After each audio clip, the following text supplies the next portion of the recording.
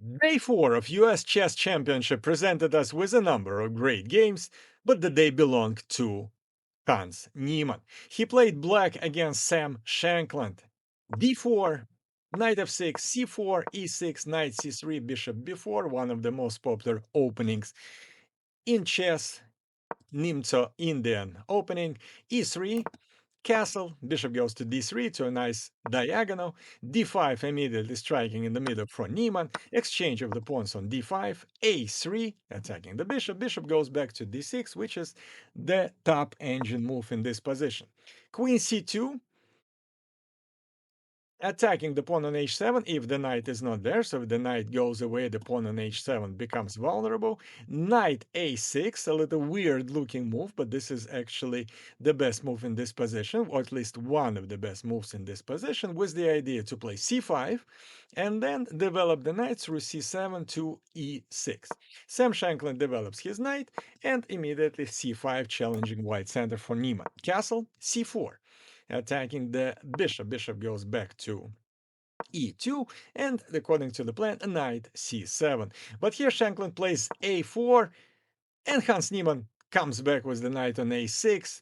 That looks weird, but the square on b4 is now a very juicy square for the knight because the pawns do not move backward, and there is no way to throw away this knight from a square b4 with the move a3, which is no longer available to white. b3, attacking the center, knight b4, queen goes away, and exchange of the pawns on b3. Bishop develops to f5, very nice diagonal. Computer shows that this position is a little better for white.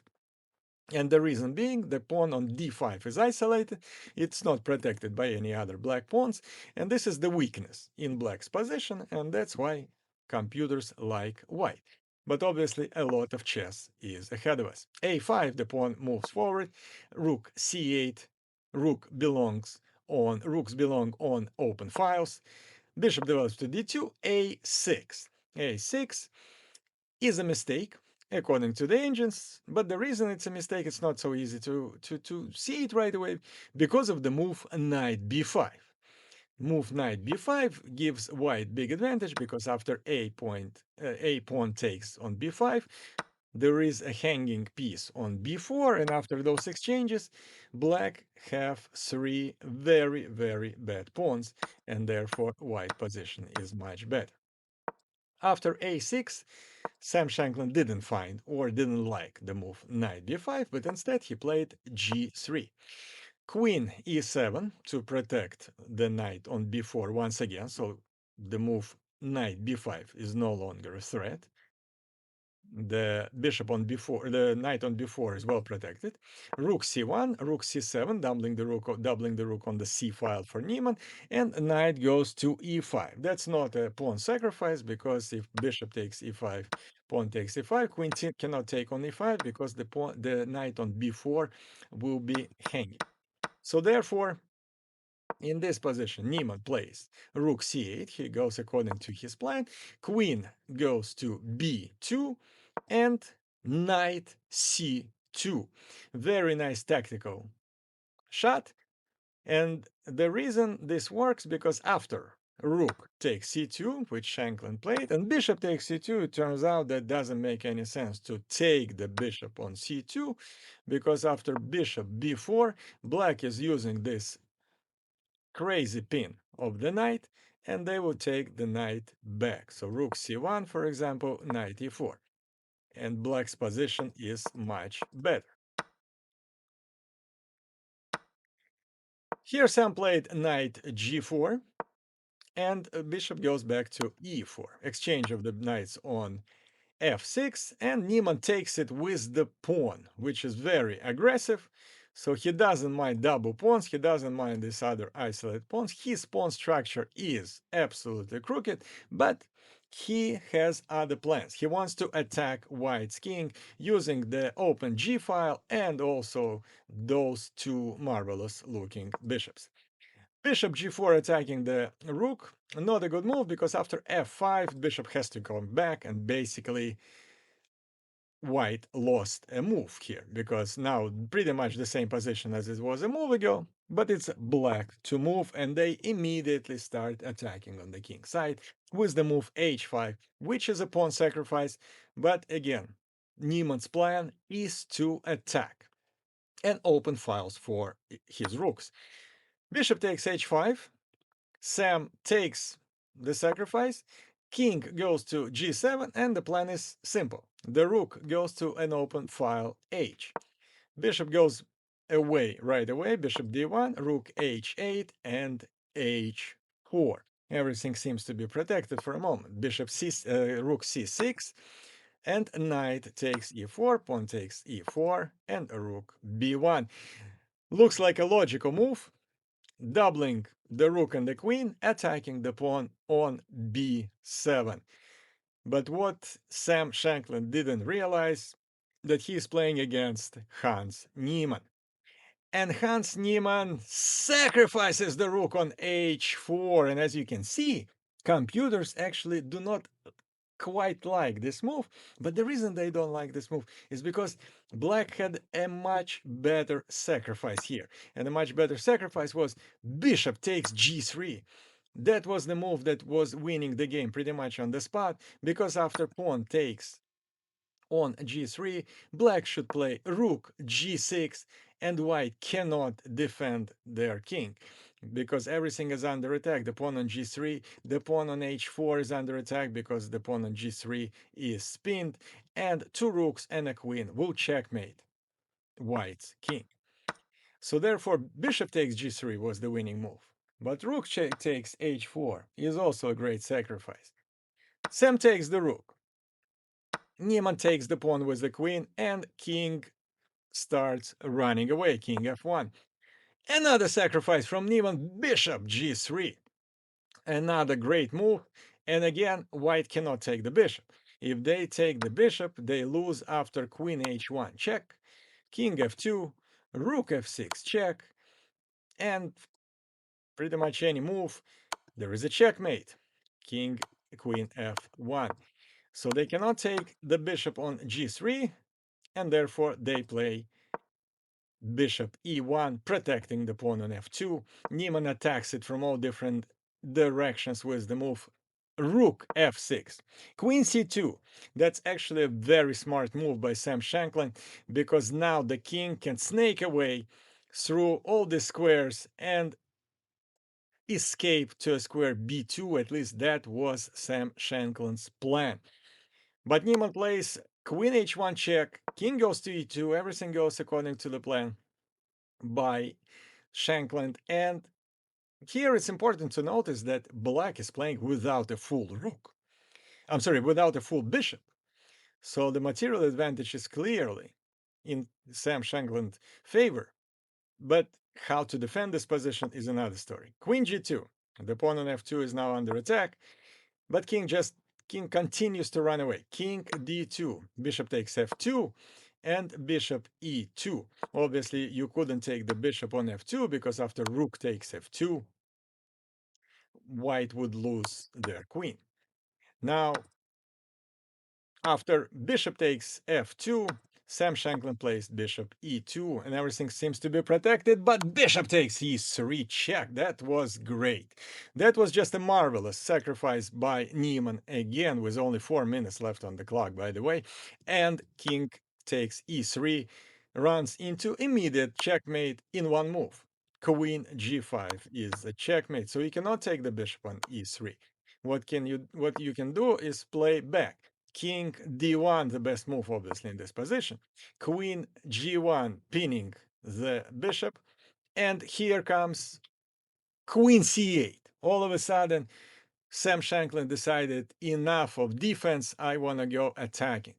Queen c8 is a smart move, actually, because what Shankland wants to do is to play queen g4 in the next move with the check and exchange the queens.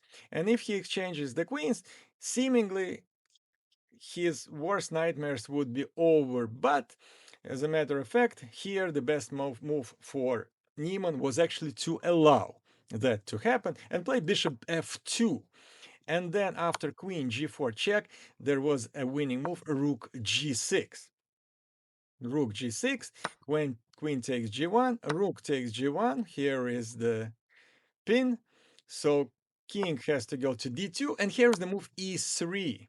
And after e3, king d3, and black take the bishop back and have how many? 3 extra pawns and winning position. But what's interesting, that Niemann saw everything. He saw the whole combination up to this move, but because there are different color bishops, light square bishop for white and black square bishop, dark square bishop for black, he wasn't sure that this position is winning for black.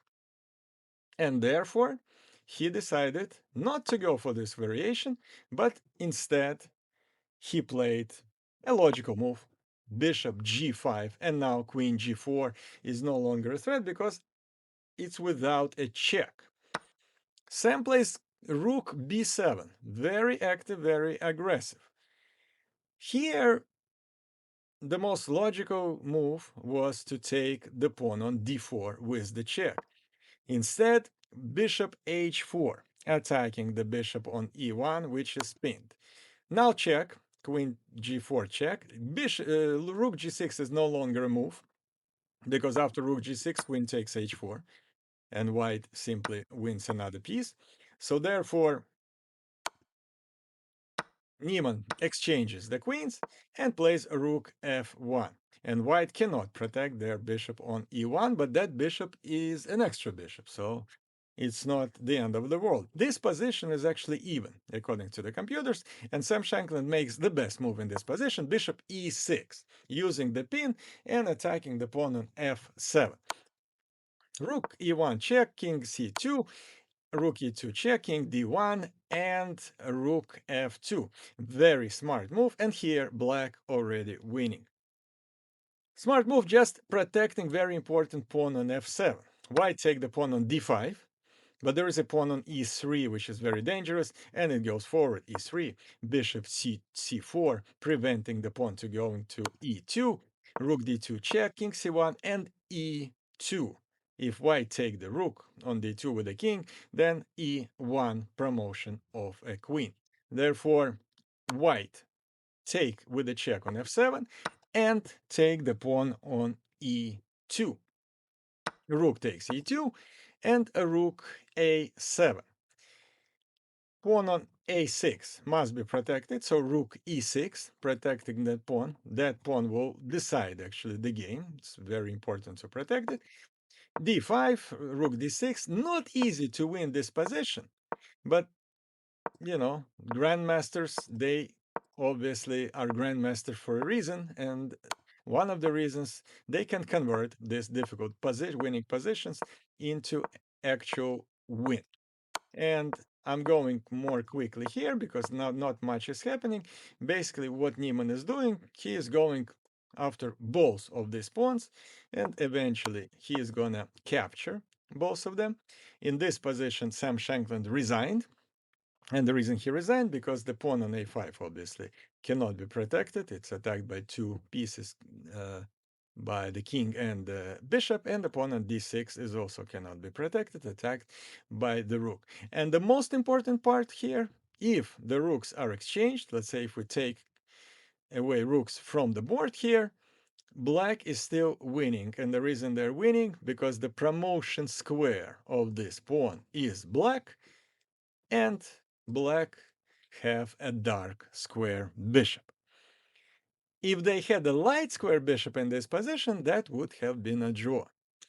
Because, or actually, maybe not a draw, but at least they had a lot of trouble converting this position into a win.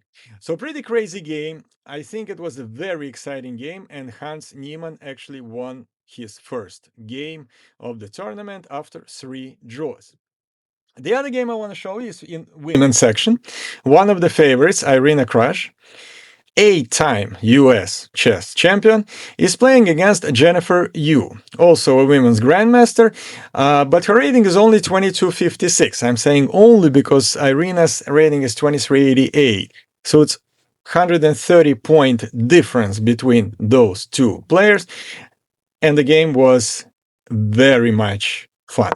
C4 English opening for Irina. We have d4, d5, knight c3, knight f6, exchange variation, and bishop g5. I play a lot of this for black, or I should say I have to play a lot of this for black because I play pretty much the same moves in the beginning of the game. And after exchange variation, I normally have big trouble playing black in these positions because the game becomes kind of boring, and white pretty much dominate the whole game, and black have to defend. But Jennifer, you showed me and others that this is not true, and you can play very aggressively even in this opening. Bishop e6, e3, knight d7, bishop d3, all opening standard moves, c6, h3, bishop develops to e7, bishop goes to a nice diagonal and f4, g6. That's to prevent any ideas and basically stopping this bishop at this diagonal. Knight f3, knight h5, attacking the bishop on f4. If white allow black to take on f4, then their pawns would be doubled. This is not something that you want to do. And h3 was very useful because now the bishop can go back to h2. Castle, queen c2, rook e8, and long castle. Different side castles, long castle for white, short castle for black. So we are for a fun game, and firework begins right away with b5. Jennifer starts attacking on the queen side of the board. g4 immediately counterattack for Irina. She attacks the knight goes back, king b1, out of trouble. Rook c8 preparing the move with the pawn c5, knight goes back to c2, c5 opening the position and starting attack on the king. Exchange of the pawns, knight takes c5 and knight d4, chess 101. If opponent has an isolated pawn, you want to put your knight on a square before it because there is no other pawn for black to get this knight off this square. So this is a great square for a knight in front of an isolated pawn. b4, queen e2, queen b6, black's queen is joining the attack. Rook g1, bishop d7, opening the square e6 for the knight. So the knight from g7 now can go to e6 and participate in the attack as well. h4, knight e6, and bishop e5. That wasn't the best move because after exchange on d3, knight c5, black is simply much faster. Their attack is much faster. Knight c5, the queen has to go away. f6, so the bishop now has to move back, and knight goes to a great square on e4. Black's position is much, much better, including two wonderful bishops. King a1. Here, computer suggested that the best way for Jennifer was just to march with the pawns, starting with the move a5. She played a rook c5, trying to redirect the rook on an a5, which also makes a lot of sense. g5, bishop c8. Jennifer doesn't pay any attention to white's attack on the king side of the board and redevelops the bishop to a very nice diagonal. Exchange of the pawns on f6, bishop takes f6, h5, trying to open up the position using the pin. Bishop a6, queen has to go away, queen e1. Bishop c4, looking at the pawn on a2, and now after, let's say, queen a6, the pawn on a2 would be under attack by two pieces, and there are some checkmate ideas there. How do you defend this? Not sure, but Irina will show us how. First, she takes the pawn on g6, and here, very instructive moment of the game, h6. Obviously, you don't want to take the pawn on g6 because that will open all the floodgates for white pieces, and white and black's king would be in danger. Instead, you play h6, and now the pawn on g6 is actually a traitor. It actually helps black, not white, because it stops white from attacking the king, and black's king is basically hiding behind white's pawn. Knight d2, exchange of the knights, and a rook a5. How do you defend the pawn on a3? Irina shows you how with the move a3. To her credit, she is finding the best moves from now on. a3. B takes a3, and now obviously cannot take the pawn on a3 because there is a checkmate there. But the move b3. b3, bishop takes b3, and a rook b1, pinning the bishop on b3. And it's already not so easy for black to play, although their position is totally winning. Computer shows it as +6 for black. So basically, computer is saying that black has an extra rook, although they don't, but the position shows that they are pretty much winning. Rook b5, using all sorts of pins because the knight cannot take the rook as it's pinned. Those bishops are absolute monsters. This pawn is not allowing the white king to escape. The rook, the queen, all the black pieces are participating in the attack. But Irina continues defending this position. Queen c3, a5. The reason for the move a5, Jennifer wants to move it to a4 and protect the bishop on b3 just once and for all. Rook c1, a2, attacking the rook is the only move. Rook b2, and now a4. Absolutely cramped position for white. Not sure what to do, but Irina finds the best move in the position. Again, attacking opposing queen with bishop c7, queen b7, and bishop d6. Rook b6, and look at this position. This is like checkers. This is an absolute fortress here. Or at least it looks like fortress. All the pieces are on black squares, or white pieces are on black squares. How do you actually crack this? How do you advance for black? And Jennifer had trouble doing that. She plays queen g7. She is attacking from a different angle. Her advantage went from +6 to +2 already, according to the engines. Rook d2, bishop c4, rook back. Irina doesn't mind repeating the moves because obviously she's okay with the draw here. Exchange on d4, and rook takes g6, and believe it or not, black's advantage is melting down. It's not so obvious anymore, especially considering that they have a dark square bishop and black have a light square bishop. And when you have opposite color bishops, the positions are usually drawish, although black have two extra pawns. Rook d2, rook g1. Exchanging the rooks, rook d1, and rook g2. Actually, that was an invitation to exchange the rooks, but obviously nobody's going to take on g1 because after queen takes g1, white is losing again. So rook d1, and here black actually had to exchange the rooks because their position would have remained dominant. Rook g2 is already a mistake. Irina finds another best move according to the two computers, bishop d6, and rook takes f2, and believe it or not, with 41 seconds remaining on the clock, Jennifer made two mistakes in a row, and now this position, according to the engines, is even all of a sudden after being +6 for Jennifer maybe 10 moves ago. But the game continues.